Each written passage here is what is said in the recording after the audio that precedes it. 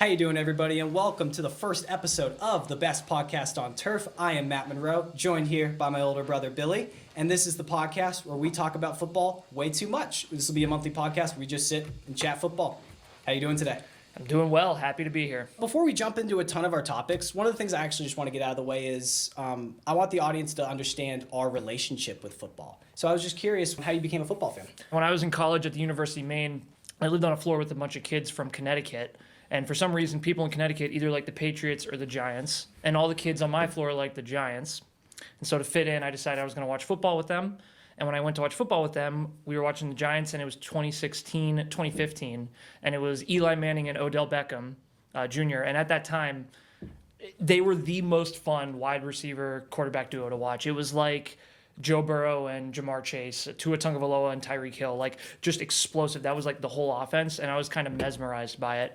And so I started watching the Giants. They were really hard to get up at the University of Maine, so I'd watch the highlights my first year.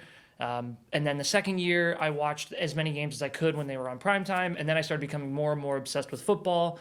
And then at this point now, I'm just a diehard Giants fan and a football fanatic. So Trust me, he is a diehard Giants fan. I know. I would agree with that. To a fault, as we're going to learn on this show. Yes, no, definitely to a fault, especially after DJ this last year. Hey, we both have Jones problems, all right? We both have some Jones problems. But in all honesty, it was funny when we were talking about it because I have a very similar way I got into football. When I got into college, I was like, all right, I didn't want to make some friends now, so maybe I got to broaden my horizons a little bit. I never really understood sports, and I really tried to get into them. Our dad loves sports, has always watched baseball and football. He had all the Patriots games on when we were kids. Yeah. All those Tom Brady Super Bowls, like before 2016. Yeah. Before that, all those games were always on TV, and we just couldn't care. We never could care, but then finally I got to college, and I kind of started to watch it, and I understood it, and of course, I was watching Eagles games, so I kind of became a football fan watching the Eagles. And as I kept watching football, I realized I didn't really want to be a Philadelphia fan because I'm from New England. So I feel like I got to root for my hometown. I got to root for the Patriots, even though I will always love the Eagles and they are my NFC team. I'll root to get to the Super Bowl every year. We'll talk about the collapse later. And so, yeah, ever since then, I mean, I've loved football. Within these past 3 years, I've watched every Patriots game. I've nearly watched every football game. I'll stay up to date with what are the new coaches, what are the new quarterbacks, who gets hurt. So this has just been something we've honestly wanted to do for a long time, just to have a platform where we just sit and get to talk football as long as we want. So here's my one question. What's your favorite thing about football as a total? I love that question. My favorite thing about football is the team aspect of it. I love football as a team sport because when you see a running back take the ball and then you see the offensive line build him that gap and then you see the running back go through and you even see wide receivers down the field blocking and you see all of that team is put into the effort for that one person who got the ball there.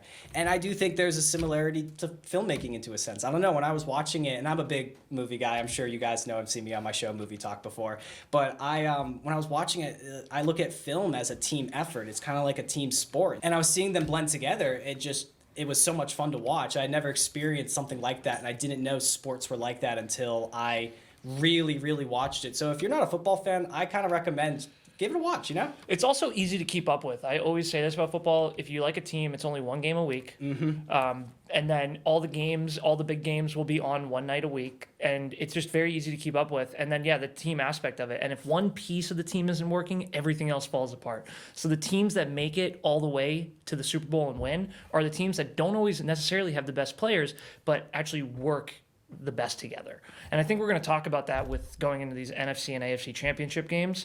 I think the teams that won absolutely speak to why you and I love football. So. Yes. No, it's so true. And especially the 4 teams that were in the AFC NFC championship games were the 4 teams that deserved it this year, absolutely. In my opinion. Yep. It would have been very fun to see the Texans go up in there. That would have been great. But, rookie head coach, rookie quarterback, they have a lot of room to grow. The Lions, the Chiefs, the Ravens, and the Niners, these were the teams this year that earned it. 4 best. So, to move into our first topic, I just wanted to ask you, what were your biggest takeaways of the AFC and NFC championship games? And we will start with the AFC with the Chiefs. Yeah, Chiefs have been they're the best. They're the best in the league, and we've talked about this before. It's the first couple years of the Chiefs dynasty, and I will call it a dynasty. I've seen there's been reports arguing about is it or is it not a dynasty. They've been to 3 Super Bowls in the past 5 years, and they've won 2 of them.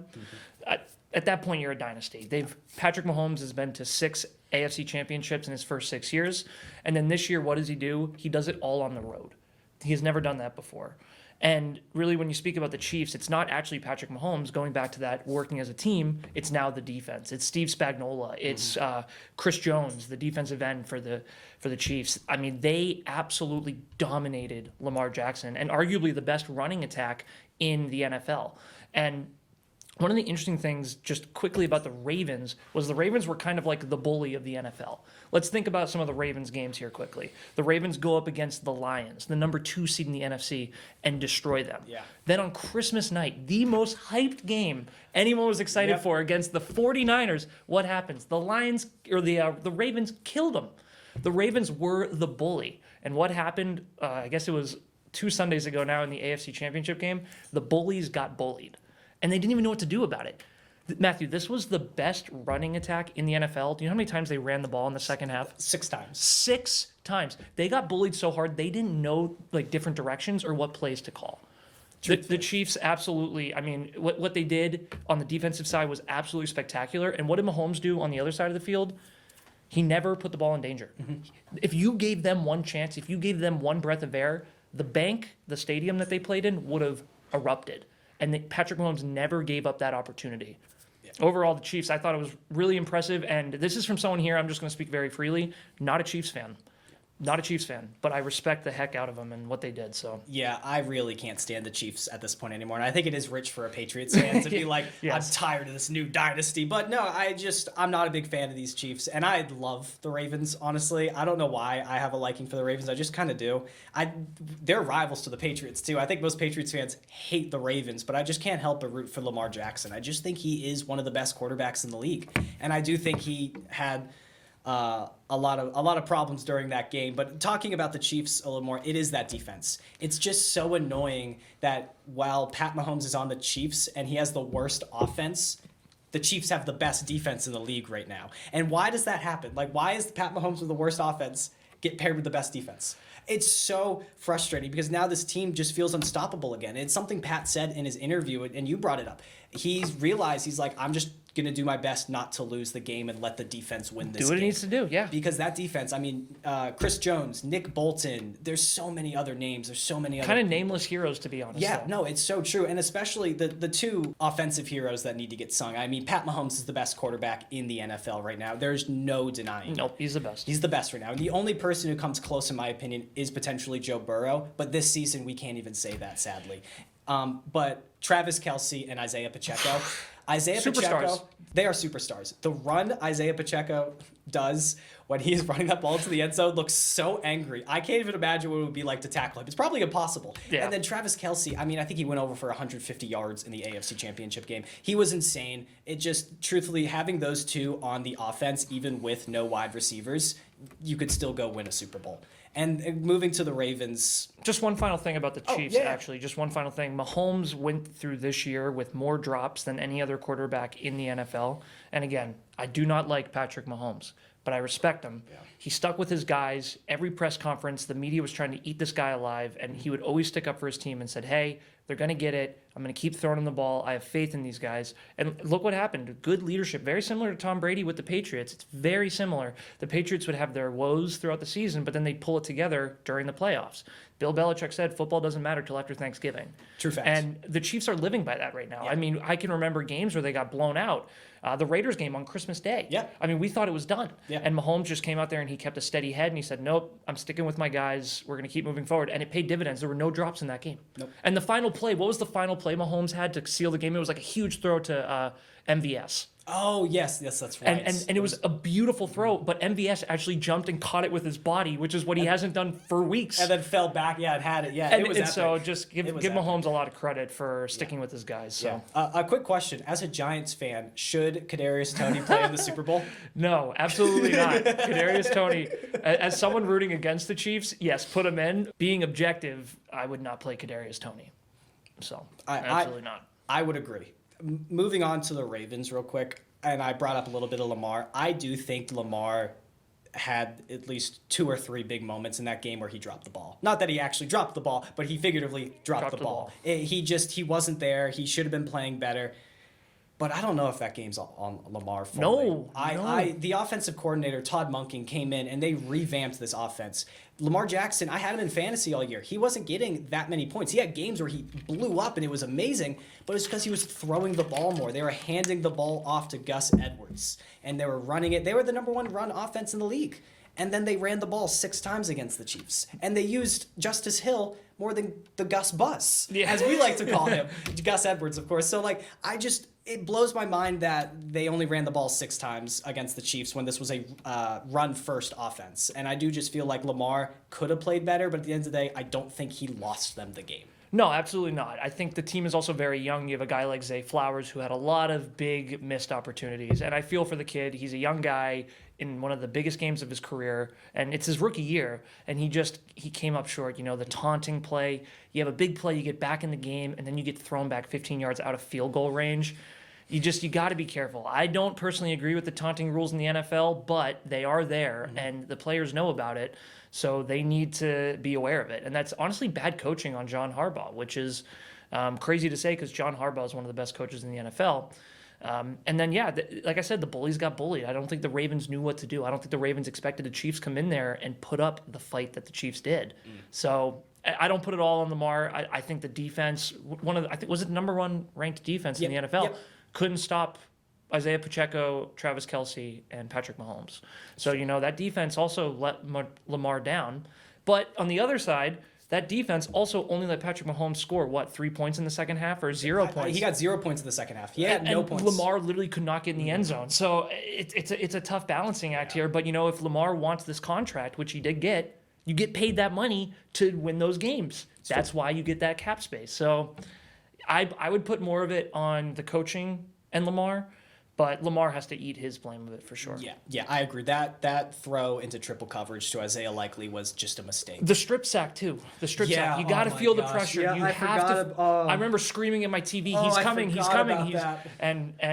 Lamar just did not feel the pressure at all. No. So you have to have that awareness. That's what those $400 million quarterbacks get. Yep. Yeah, so. No, it's so true. Moving on to the NFC, what's your take for the 49ers during the NFC Championship game? Brock Purdy. That is my take. Brock Purdy. That was the first time in probably his career where I felt like he elevated everyone.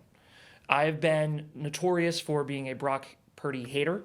I really do believe. I know you've been a Brock. Disgusted. Yeah, you've been a Brock Purdy lover for a while, but I was definitely a believer in that. He's a good quarterback for a 7th round pick, but when you have Christian McCaffrey, Trent Williams, Brandon Ayuk, Deebo Samuel, George Kittle, and then your play caller is one of the best play callers in the NFL in Kyle Shanahan. I didn't know how much it was Brock or how much it was the pieces in the system around him, but look at the pieces in the system around him in the first half. I mean, the Lions dominated that team on both sides, by the way.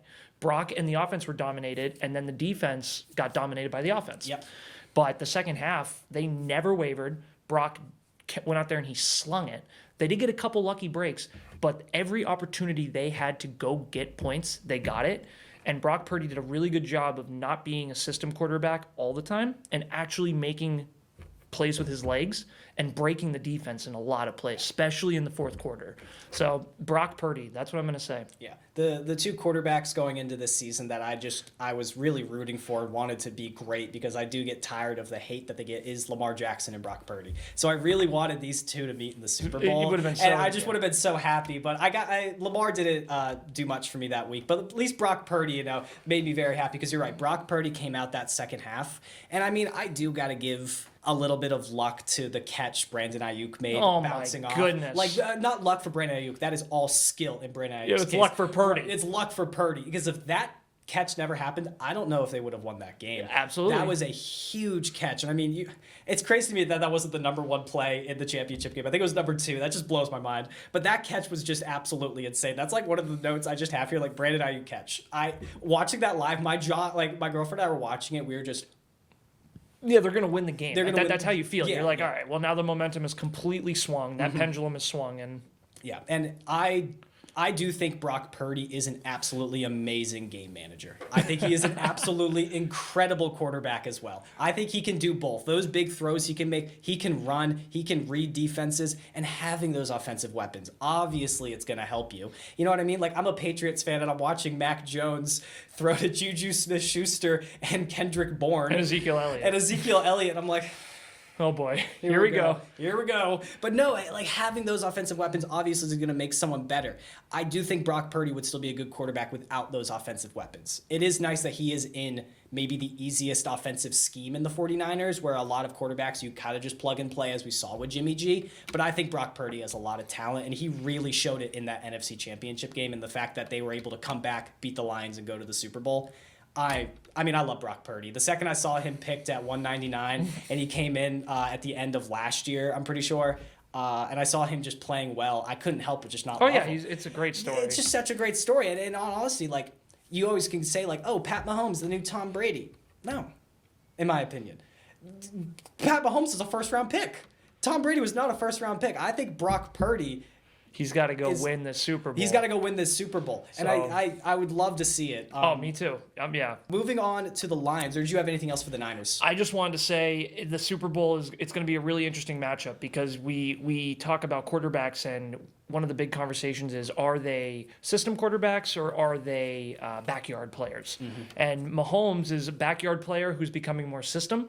And Purdy is more system, who's becoming backyard. That's so true. And it's interesting. Yeah. We're seeing them both mesh closer to 50%, but clearly Mahomes is going to run around with his legs, throw a 50-yard bomb, and we're going to see Purdy read the defense and throw to the open man. Mm-hmm. And that's what we're going to see. But both these guys won the games doing the other ones. Yep. Like, kind of. That's so true. I didn't even think about that. That's really cool, actually. Yeah. So because of that, I'm happy about the Super Bowl. I know a lot of people are like, oh, we saw the Super Bowl 4 years ago. We don't want to see a rehash. But this is a different 49ers team, and this is a very different Chiefs team. So even though it's the same logos, very different groups. Moving on to the Lions, which... I really wanted them to be in the Super Bowl because it's the Lions, you know, for so long. Like we even said, for years, we weren't really big football fans. Even we knew the Lions weren't good. And it was so great to see them have this year. I mean, and Jared Goff is someone I just want to see succeed. Jared Goff was put into a position to fail, and he didn't. And I love that about that. And I wanted to see him succeed and get to the Super Bowl. But truthfully, Jared Goff just isn't your guy. Really? Wow. Okay. I just don't All like right. Jared Goff is a great bridge quarterback, and can you potentially get to a Super Bowl with Jared Goff? Yes, he's been to a Super Bowl. If they make one of those fourth downs, who is it? Mike Williams, was that his name? Who was the Reynolds? Reynolds. If Reynolds catches that ball, was that a bad throw? No, it was not a bad throw. That's true. That's very true. But I don't think. Hang on 1 second. You got me with that one. You got me with that one. No, but the truth is, you know, Goff isn't going to make those plays with his legs. That is now becoming a necessity in the NFL. Mm-hmm. And I think it's one of the problems Mac Jones struggles with too. They're just not fast enough. And we're seeing a lot of top draft prospects being these dual threat quarterbacks. Even if they're a system pocket guy, Purdy can still move throughout the pocket and make a play with his legs. Yeah. Goff isn't going to do that.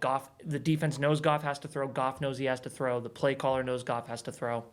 So, I mean, like I said, I love Goff. I just think this Lions team needs another quarterback. Not needs. I just think they should try and draft somebody, try and get a rookie in there, because so many times with these teams, you'll see like the Chiefs. The Chiefs went to the playoffs before they had Pat Mahomes. They had all those pieces ready for Pat Mahomes. They went to the playoffs with Alex Smith. And then they took Alex Smith out and just plugged Pat Mahomes in, and it worked. And I think a lot of those times you build that whole team, and then you go get your young quarterback to develop. I think if the Lions do go and get a quarterback, especially if they get a really good one, which, you know, that's always the hope, always the cross your fingers, this team could be absolutely destructive. And I kind of hope I'm wrong. Like I said, I'm a big Goff fan. I like rooting for Goff. Ryan Gosling's my favorite actor. You know, I want the biopic to happen one day where Ryan Gosling can play Jared Goff, but he's got to go win the Super Bowl. You know, but also, I think their loss goes more to Dan Campbell, sadly. And I'm a big Dan Campbell fan, but I get if your identity is to go for it on fourth down. I understand if that through the season that is what you lived by, the grit, everything. But when you're in those big moments, sometimes you just need 3 points. And as a coach, you have to realize that in that moment. I know that's what your identity and what you live by, but you got to look at the other team and be like, all right, they're really good. We have to get points on the board right now. Does it take air out of your team's balloon, though, in a sense, if you start changing how you call plays? So when you call a fourth down, go for it, the team gets very, very excited. And they're like, our coach has faith in us. Like, we got this. And the defense is like, hey, if they don't get this, this is on us. They get hyped. So Dan Campbell, he's been living by that. Yeah. And it's what got them to these games. It's true. And especially that game in the NFC Championship, that got him there. So, Yeah. I mean, how many fourth downs did they go for it against the Rams when they were in field goal range? But they took the Rams' soul. Like, they took it. So, do I blame Campbell for the play calls? Do I blame Campbell for going for a fourth down? No. Do I blame Reynolds for dropping the ball? Yes. Yeah. Do I blame the second play call by Ben Johnson, or the fourth down where Goff runs out of the pocket and tries to throw this very strange out-go route? Yes, those were bad play calls. Going for it on fourth down, though, wasn't the mistake. You just got to have your calls right. And then also in the second half, they had the lead. They were not running the ball nearly enough. They are another team who left the run when they have the thunder and lightning threat with Gibbs and Montgomery back there. Yes. So... yeah. That's why Goff has been so good, by the way. When you have those two running backs in that offensive line, any quarterback is good. Right. So, Yeah. It's Penei Sewell, right? That's the guy on the offensive line they drafted. so good. So good. the 49ers and the Lions got to this point where experience was more important than anything else. And the 49ers just had that experience there. They those big moments, they were ready for them. Shanahan's been to how many Super Bowls, even with the Falcons when he was a coordinator. Those players, Kittle, Trent Williams, they've been in this moment before. So... but with the Lions, I think there was a funny picture. It showed all the players in the 49ers who had been to the NFC Championship game and all the players on the Lions who had been in the NFC Championship game. And I think the only player on the Lions was Jared Goff. Yeah. That was the only I think I saw that player, picture too. Yeah, I the think it was only just player Jared who's Goff. been in that moment. Yeah. So at some point, it's just, you can catch lightning in a bottle, but if you get in those big moments and they get close, you can make the wrong move. So Yeah, no, and Dan Campbell made a comment after the game saying, like, I know I told the team and I was honest, this might have been our only shot. You kept your offensive coordinator. I don't think this is your only shot. I think you guys can get back there. I would love to see these Lions come back and be right back in the NFC Championship game next year and just be equally as angry. I would just absolutely love to see it. one of the good indicators for a good football team is to look at their draft picks and see, where's the skill on the team coming from? Is it coming from draft picks or free agents? And that can be a very telling sign because free agents are getting paid a little bit over market value, while draft picks get paid under market value for the first 4 or 5 years. All the Lions' good players are draft picks. Gibbs, Sewell, Amon St. Ra, Aiden Hutchinson. So many of the pieces are draft picks. Sam Laporta. Yeah, third-round tight end out of nowhere. So these weapons that are going to stick around, they're not going to go anywhere, and they take hometown discounts usually, and they're already under the market value. So. Yeah. Definitely. No, I completely agree. I think I was honestly shocked Dan Campbell made the comment of, like, this might have been our only shot. Like, I just looked at this young Lions team, like you said. It's like, no, I think this team can keep going. Yep, absolutely. I completely agree. Talking about new head coaches here now. So after the NFC and AFC championship games, the new coaching hiring ring starts to really kick up. So Mike McDonald got hired to the Seattle Seahawks from the Baltimore Ravens. Yes. Thoughts? I think this is an absolutely incredible hire. Mike McDonald this last year went. Mike McDonald. Is it Mike McDonald? Yeah, Mike McDonald. Mike McDaniels is the Dolphins head coach. Yeah, and now we have Mike McDonald. Is the Ravens head coach. they're Or is both- the Seahawks head Both coach like now. 35-year-old guys. Yeah, they're the two youngest in the NFL, I'm pretty sure. This was such a great choice by the Seahawks, in my opinion, because Mike McDonald, or the Ravens themselves, went 4-0 against all NFC West teams this year. Yeah. So you now brought in a head coach who went and played all those offensive last year and beat all those offensive last year. I think this is a great pick. If Sean McVay is this offensive guru, I think the Seahawks made a great choice and hired a defensive guru to really battle up against Sean McVay and the Niners. So I am so excited to see what the Seahawks do in the future and to even bring up their recent drafts. This is something we talk about a lot. Seattle drafts like no one. It's insane. They draft like the Lions. Yeah, they do. They draft like Lions. They draft like the Ravens. Like those teams, when they draft, it's like Yeah, look at Kyle Hamilton and Zay Flowers on the Ravens. Like, just great draft picks. So good. And then the Seahawks. Who are some of their draft picks? I know. I was trying to, as I said, Is it Witherspoon? Is the cornerback? Devin Witherspoon, Alex Cross. Yeah, Metcalf, DK Metcalf. Oh, DK, yeah. I was thinking of the recent ones. You're totally right. Yeah. DK Metcalf. And there's so many other ones. Like, that is such a young team. I don't even think there's many veterans on that team, honestly. They traded with the Giants for Leonard Williams, actually, in the middle of the year. right. And then they lost all their games.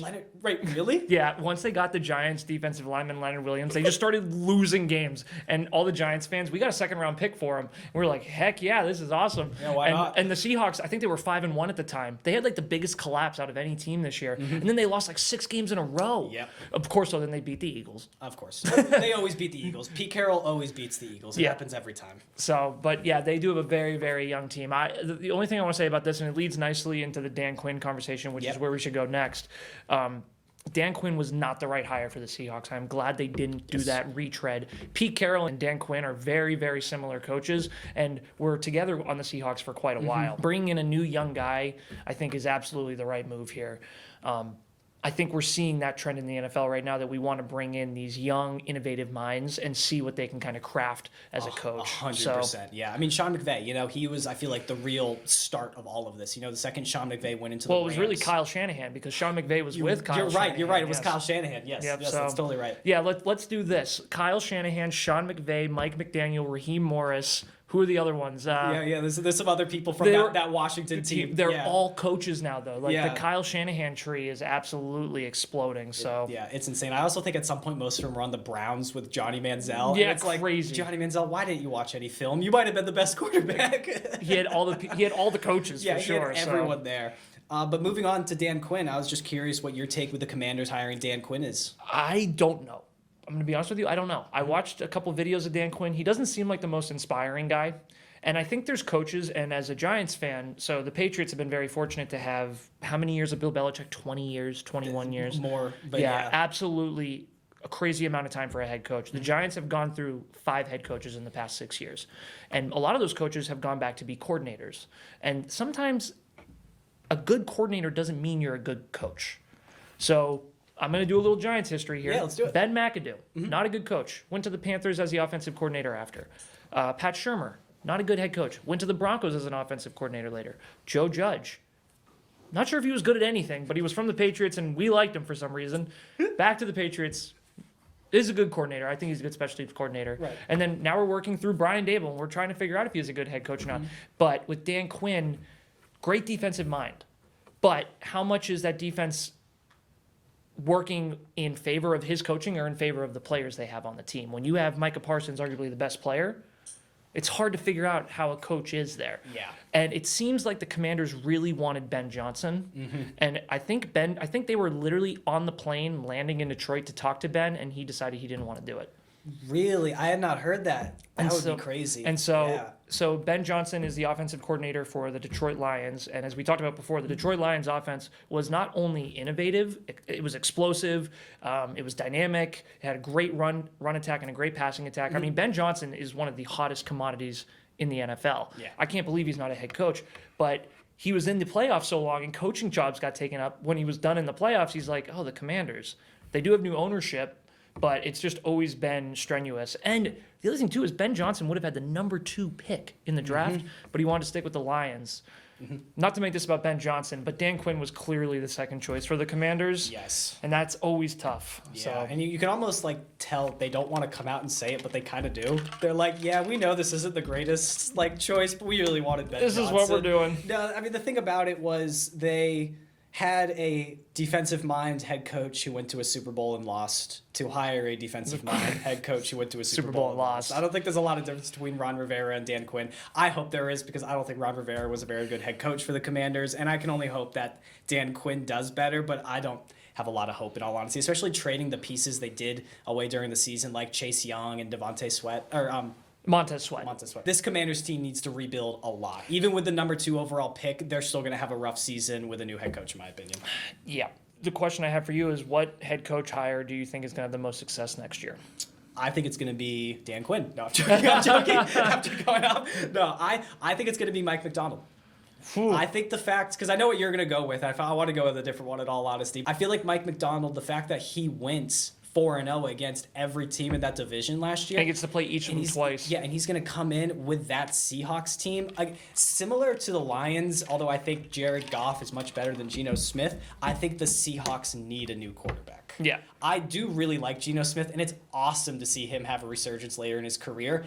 But Geno Smith's not going to win you a Super Bowl, in my opinion. And it's just the truth. So I do feel like this team needs a quarterback, and they're not in a great draft pick to go get one unless they want to trade up. I have no idea how they do that. But this is a Seattle team that is young. They're ready to go. I think getting a defensive guru in there, I mean, the Legion of Boom might be back in 2 years. And, I mean, that sounds horrendous, but also for Seahawks fans, a ton of fun. I'm just gonna say Jim Harbaugh. Yeah, I know. That's what I wanted to go. That was my first thought, but I was like, you definitely got something good for that. He was the 49ers head coach from 2012 to 2015. He went to 3 NFC championship games. He went through 2 different quarterbacks and his systems worked. Yep. And now he has a quarterback in Justin Herbert who's better than any of those quarterbacks they had before. Yeah. Now, I don't want to speak on their cap situation because I'm not very versed, but it seems like it's not in the best spot, so they might have some hurdles to jump there. Right. But when you have Justin Herbert and Jim Harbaugh, who just won at Michigan in college, has been to a Super Bowl and was one bad pass interference call away from winning that Super Bowl against his brother in 2012. I just don't see how this team isn't built for success. I think Justin Herbert was disserviced by the coaching staff the Chargers had put around him before. So Yeah. I'm gonna go with Jim Harbaugh. That's what I like. Yeah, and just to speak a little bit more, I know we've talked about this a lot. In my personal opinion, the Chargers are actually a cursed franchise. Yeah, I don't yeah, know yeah. how you lift the curse, but You I hire hope, Jim Harbaugh. I hope Jim Harbaugh lifts the curse Yeah. because I absolutely love Justin Herbert. Yeah. He is such a great quarterback, and he could be a top 5 quarterback in this Top league. 3.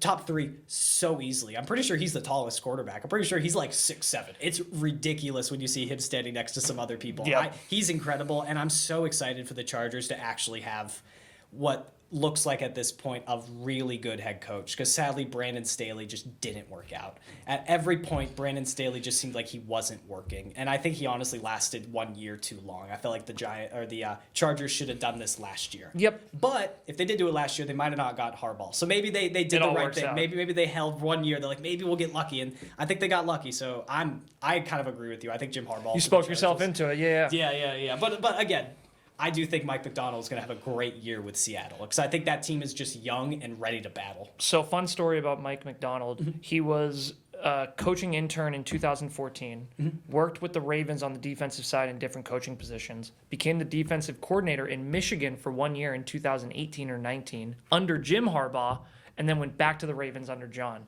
So Mike Macdonald has worked for both John Harbaugh with the Ravens, and then he worked for Jim Oh. in Michigan. That's so funny. I did not know that. He That's did 1 cool. year with Jim and then went back to the Ravens, but he's been a Harbaugh guy. Yes, so yes. He seems for like he better or has for been. worse. All right, this is definitely one of the more interesting topics happening this offseason, and it's crazy to me that I'm gonna say this. Like the words that are about to come out of my mouth, It's not that crazy. in my opinion, is absolutely crazy. I don't like. We'll talk about it more, but I just think it's crazy the fact I'm gonna say this. Is Bill Belichick gonna be a head coach? No, absolutely not. Bill Belichick, the NFL has the worst case of recency bias out of any sport in the world. And the last 10 draft picks that Bill Belichick has picked in the first round have been absolutely horrendous. But This last one was the Christian Gonzalez. Christian Gonzalez- just got hurt early. got to see how it works Yeah. out. 4 games or 5 games isn't enough to say good or bad yet. Got rookie of the month, September. Congratulations. All I'm saying is the draft picks were not good, but then let's look at the coaching. He takes a quarterback in the first round, 10th overall, and teams are going to look at that because what are most of the teams hiring doing? They're restarting. And then let's look at what Bill Belichick did with Mac Jones. He had Josh McDaniels there in the first year. They were a decent offense. The defense was definitely the driving force of the team. And once they got into the playoffs, they basically went through a buzzsaw in Buffalo. But the future looked bright. McDaniels gets a head coaching job because he did a lot with that offense. Right. And what does Bill Belichick do? He brings in Joe Judge from my New York Giants, No, trust and then me. Matt Patricia, and says, you guys run the offense. And they destroyed Mac Jones, who, by the way, had all the talent in the world to be one of these pocket passing NFL quarterbacks. Yeah, I just have to say one thing really quickly. Go ahead. It broke me when I saw Matt Patricia walk out on the Eagles sideline this year. I was like, no, not the Eagles too. Move away, guys. We just got rid of him on the Patriots. He exists to ruin all of your football teams. He does. All right, I'm sorry. keep No, going. but I just it's that is what NFL owners are looking at. And now you're saying, okay, this guy couldn't get his top 10 quarterback to produce anything in the NFL. He couldn't get the right coaches around him, and he's going to come in here and he wants control over the draft and he wants control over the team. And how long is he even going to coach for? Yeah. All of these reasons, there is no team. Look at the hires. I think Dan Quinn may have been the oldest, but like Mike Macdonald is a very, very significant hire in the sense we're seeing the coaches are now being hired at younger and younger ages. Look at Mayo for the Patriots. Gerard Mayo. They want to get someone in there that's going to be there for 20 years, who's going to build a dynasty. Belichick is looking to pass Tom Shula's record and retire. Yeah. And what team is going to hire that? It has to be a win now team. No win now team is going to fire their coaches. Honestly, the only one that seems feasible to me, and this is crazy, is Chiefs win the Super Bowl, Andy Reid retires, and Bill Belichick comes out just to get that thing, just to get that record. That is getting talked about. But that's the only team I would see. Or I don't know. I know what you're doing. I know. Yeah. Brian Dable has a horrible year next year, and John Mara, who loves Bill Belichick for some reason, hires Bill Belichick, and I'm stuck with him and Daniel Jones. And then I'm in your position, and he's going to bring back Joe Judge, and it's going to be horrible, and I'll be wearing a different sweatshirt or something. Bill Belichick will be sitting there, throw the ball, Mac. Yeah. It's Daniel. Exactly. So, but no, I think Bill Belichick, I think his time is done. I think one of the sayings that I think really vibrates in football is you either die a hero or live long enough to become the villain. And Bill Belichick has gotten to that point. Where Harvey Dent 2008. Harvey Dent 2008, Christopher Nolan. Either way, Belichick he stayed too long. It's what happens. So, no. I completely agree. And to me, it's just crazy to say the words, is Bill Belichick going to be a head coach next year? I think it makes total sense why he's not hired. You go to me last year after what he did with Matt Patricia and Joe Judge, I was like, we need to get rid of him. You can't do that. You can't, in his second year, give him Matt Patricia and Joe Judge to call the offensive plays. They ruined all of Mac's development. And that wasn't all of the problems with Mac Jones. No, absolutely not. Mac got hurt and then just was afraid under any pressure after that, which it makes sense. He's a kid, and that probably hurt when he got his high ankle sprain. Yep. But no, the big one with Bill Belichick, I'm sure, is they were like, all right, well, what do you think about doing? He's like, yeah, I got a son, I got a niece, I got an aunt. They all want to be on the staff. You know what I mean? Like, they're like, all right, we got to fire everybody to bring in one head coach. Why would we do this? Who wants to also be the general manager? Who wants to also be the general manager and pick the drafts? And he plays away a football that won 10 years ago. Closer to 20 years ago at this point. And I love Bill Belichick. It kind of breaks my heart as a Patriots fan to come out and be like, no, he shouldn't be, I don't think he should be a head coach. I think his time's kind of done, but I do believe it to be true. And I think, I was just about to quote Harvey Dent. You either die a hero or live long enough to see yourself become a villain. I just think that's the truth of Bill Belichick. As a Giants fan, I love Bill Belichick. He won 2 Super Bowls with me as my defensive coordinator in the 90s before I was even born. But either way, Bill Belichick, he's been a coach for so many years.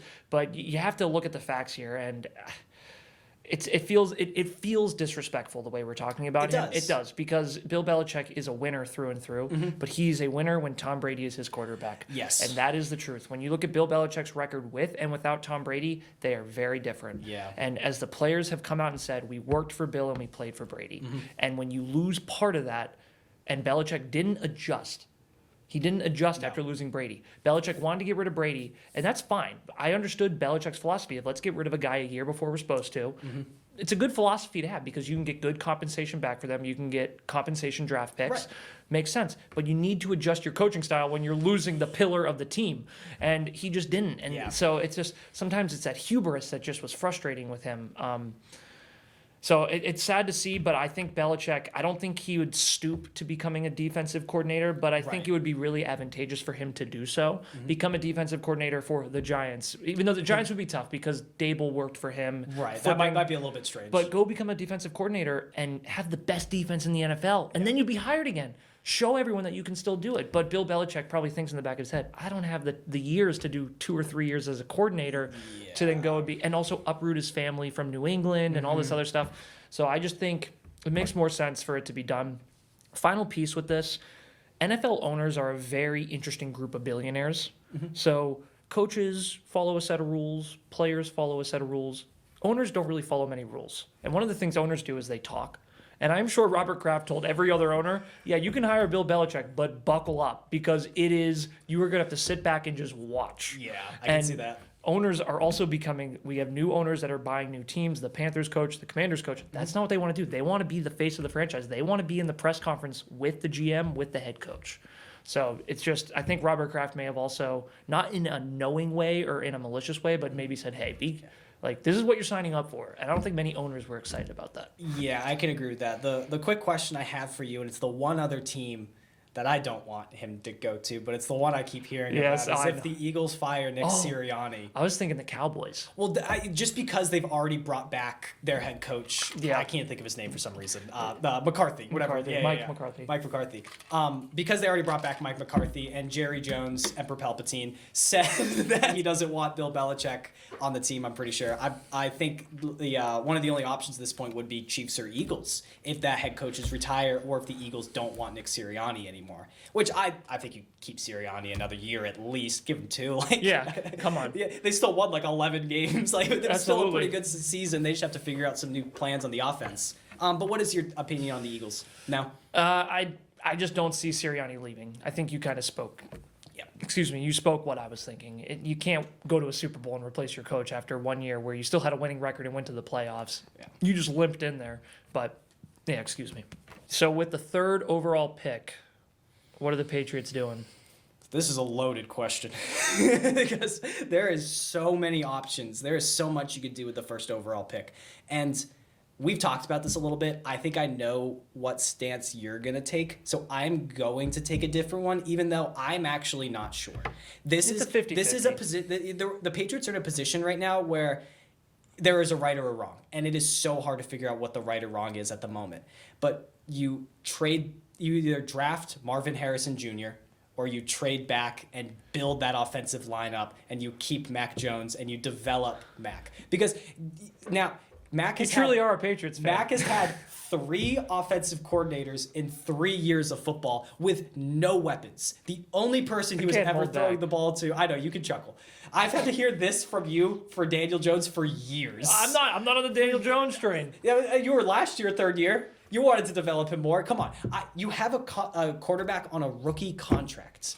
You can grab what people are looking at as a generational wide receiver. You can develop him. You can have a new coaching staff. You have people. You're just smiling because you just disagree. I don't know if I agree with this, but I hear a lot of Patriots fans saying this, and I don't have a lot more faith in Mac after this season.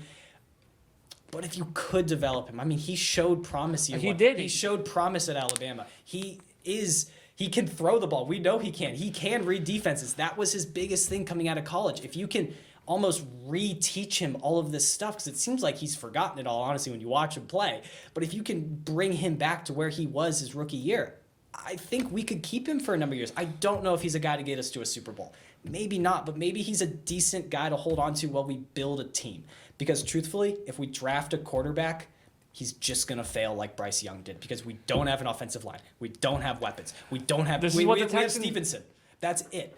Stevenson's the only person who could run that ball right now. We got to get rid of Juju, in my opinion. But, that was just a horrible pick. That was the other reason Bill Belichick deserved to be fired. Yeah, that was a the rough Juju handing him $30 million instead of Jacoby Myers. Come on. Yeah. Come on. That was Mac Jones' best friend. But I think Mac Jones, you could still be a decent quarterback in this league, and we need to build a whole team. We don't just need a quarterback. A decent quarterback will not win you Super Bowls.